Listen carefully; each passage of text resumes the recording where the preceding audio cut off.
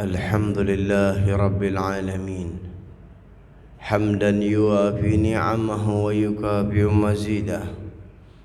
يا ربنا لك الحمد كما ينبغي لجلال وجهك وعظيم سلطانك.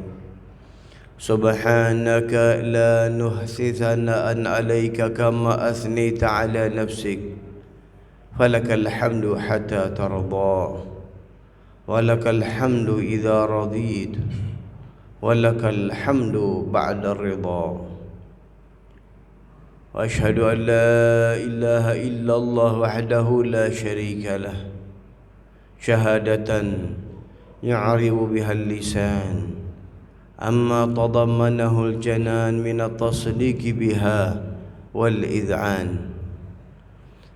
وأشهد أن سيدنا محمدا العبد الصادق في قوله وفعله، المبلغ عن الله ما أمره بتبليغه من فرضه ونفله، عبد أرسله الله للعالمين بشيرا ونذيرا.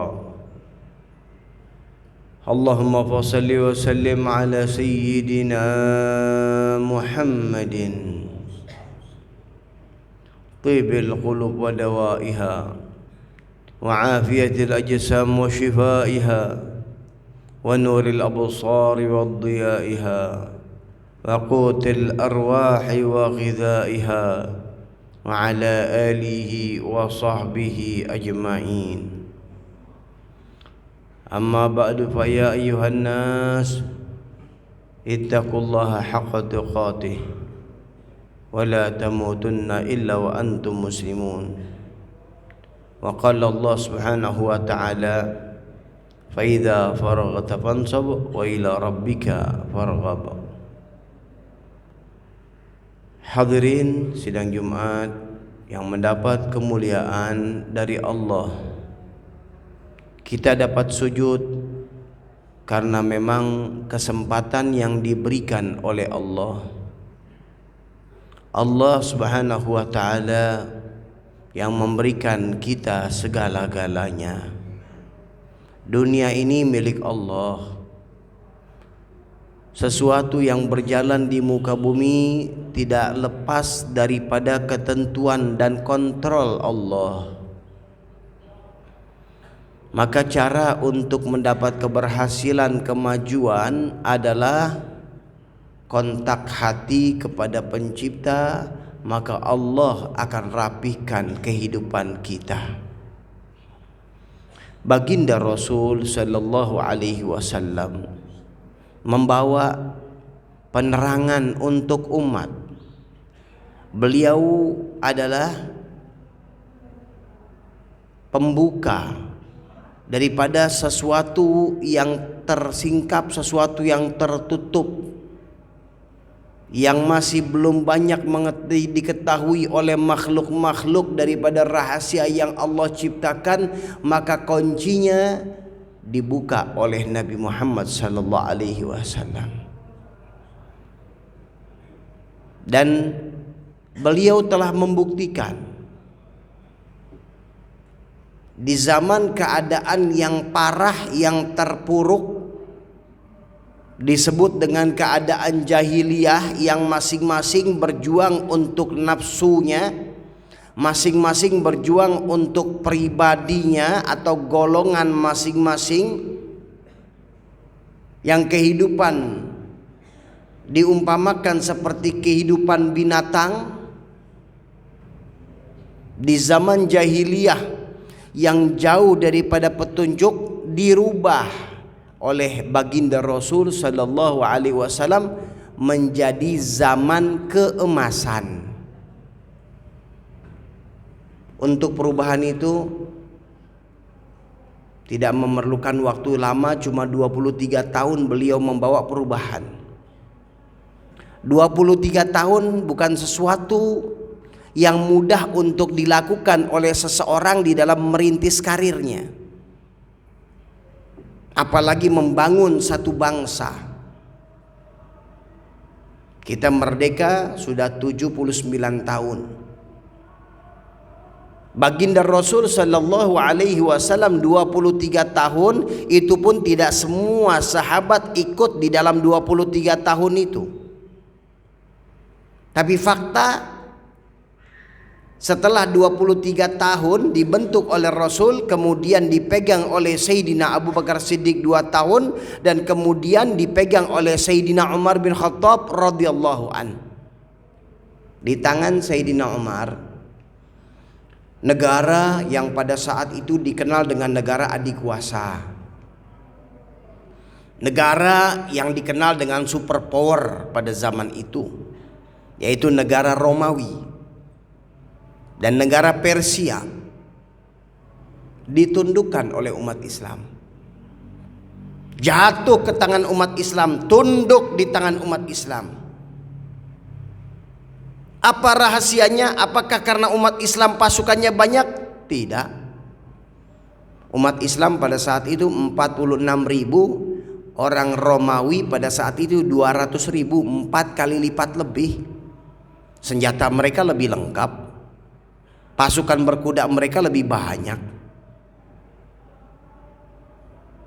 Ini dibuktikan, bukan teori yang dibuat oleh Nabi Muhammad SAW.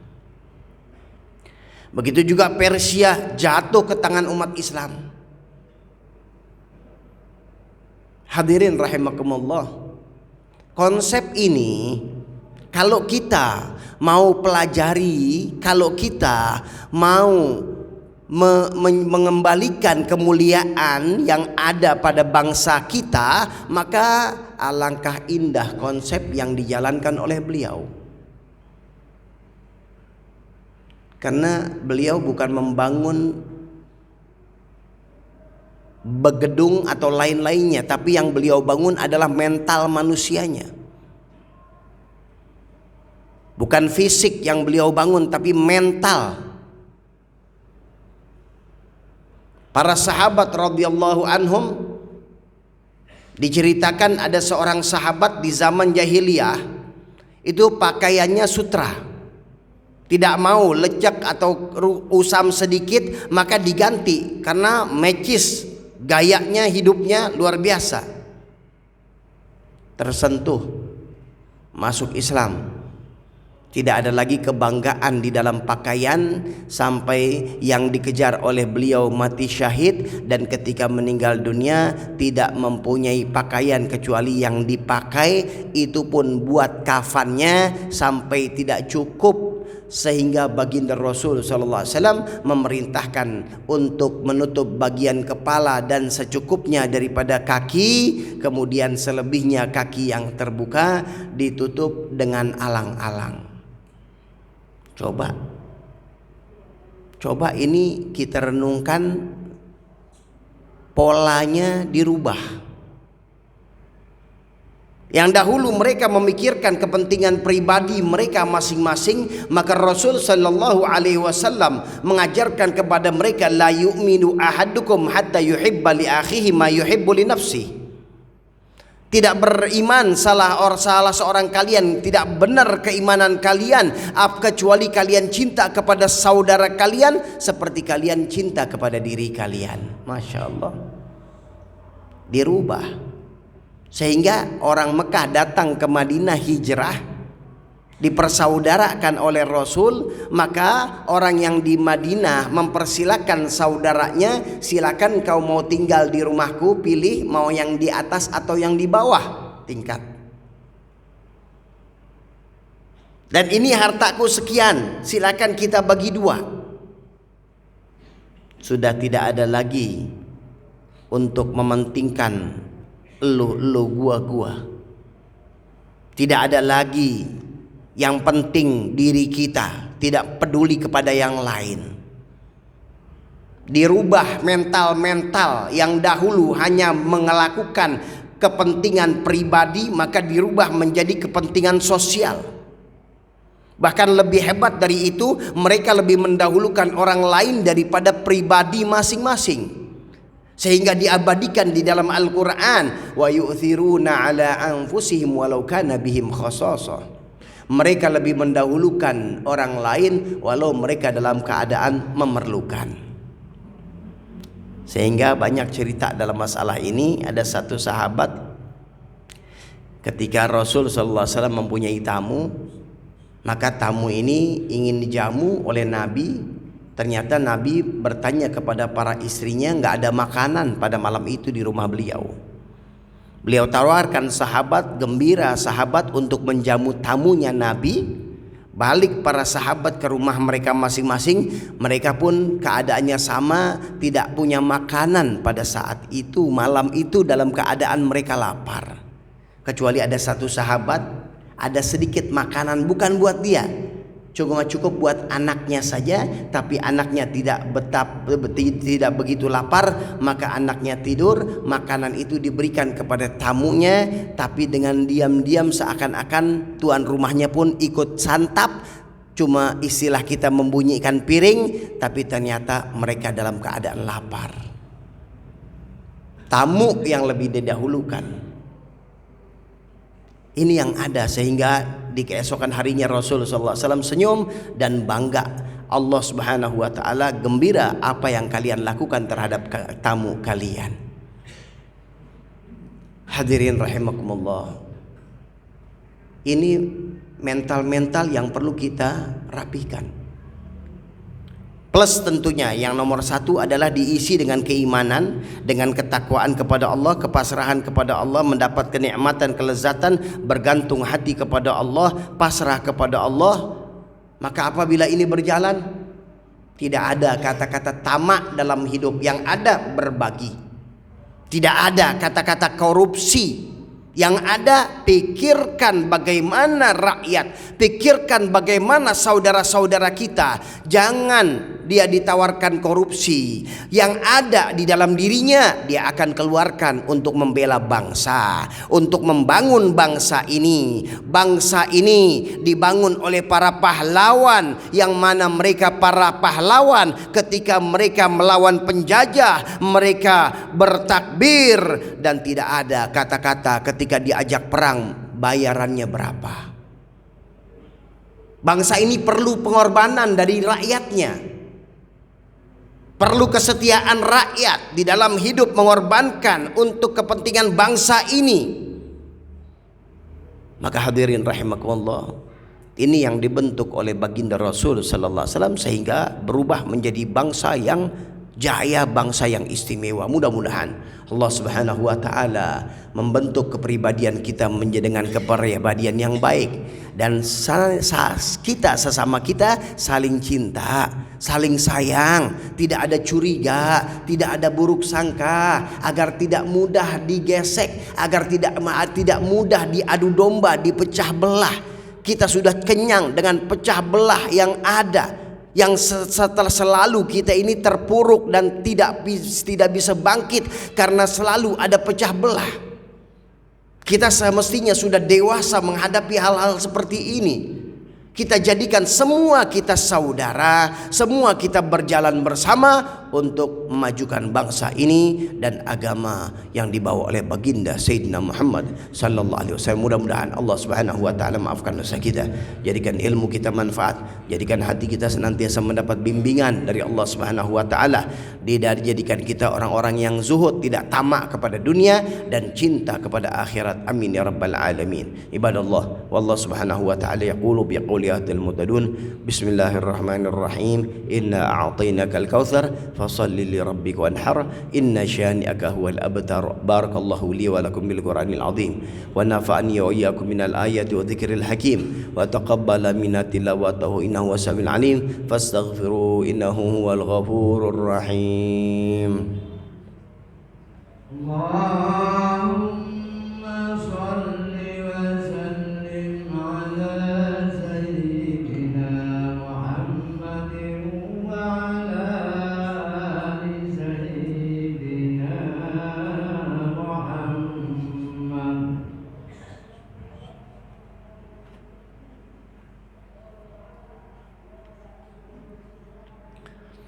Alhamdulillahi rabbil alamin. والعاقبة للمتقين ولا عدوان إلا على الظالمين وأشهد أن لا إله إلا الله وحده لا شريك له وأشهد أن سيدنا محمدا عبده ورسوله أرسله بالهدى ودين الحق ليظهره على الدين كله ولو كره الكافرون اللهم صل وسلم على سيدنا محمد صلاة تغفر بها الذنوب وتصلح بها القلوب وتنطلق بها العصوب وتلين بها الصعوب على آله وصحبه ومن إليه منسوب أما بعد فيا أيها الناس اتقوا الله حق تقاته ولا تموتن إلا وأنتم مسلمون واعلموا أن الله سبحانه وتعالى أمركم بأمر بدأ فيه بنفسه وثنى بملائكة المسبحة بقدسه فقال تعالى ولم يزل قائلا عليما إن الله وملائكته يصلون على النبي يا أيها الذين آمنوا صلوا عليه وسلموا تسليما اللهم صل وسلم على سيدنا محمد وعلى آل سيدنا محمد كما صليت على سيدنا إبراهيم وعلى آل سيدنا إبراهيم وبارك على سيدنا محمد وعلى آل سيدنا محمد كما باركت على سيدنا إبراهيم وعلى آل سيدنا إبراهيم في العالمين إنك حميد مجيد وارض الله من أصحاب رسول الله خصوصا الخلفاء الراشدين سيدنا أبو بكر عمر عثمان وعلي وستة الباقين ورضي الله عنهم أجمعين اللهم اغفر للمسلمين والمسلمات والمؤمنين والمؤمنات الأحياء منهم والأموات يا قاضي الحاجات ويا كافي المهمات يا رب العالمين اللهم عافنا واحفظنا وانصرنا وفرج عنا والمسلمين اللهم أصلحنا وأصلح من في صلاحه صلاح الإسلام والمسلمين ولا تهلكنا وأهلك من في هلاكه صلاح الإسلام والمسلمين اللهم ادفع وارفع عنا وعن المسلمين الأذى والبلاء والغلاء والزنا وزلازل الفتن والمحن ما ظهر منها وما بطن برحمتك يا أرحم الراحمين يا أرحم الراحمين يا أرحم الراحمين عباد الله إن الله يأمر بالعدل والإحسان وإيتاء ذي القربى وينهى عن الفحشاء والمنكر والبغي يعظكم لعلكم تذكرون فاذكروا الله العظيم يذكركم واشكروه على نعمه يزدكم ولذكر الله أكبر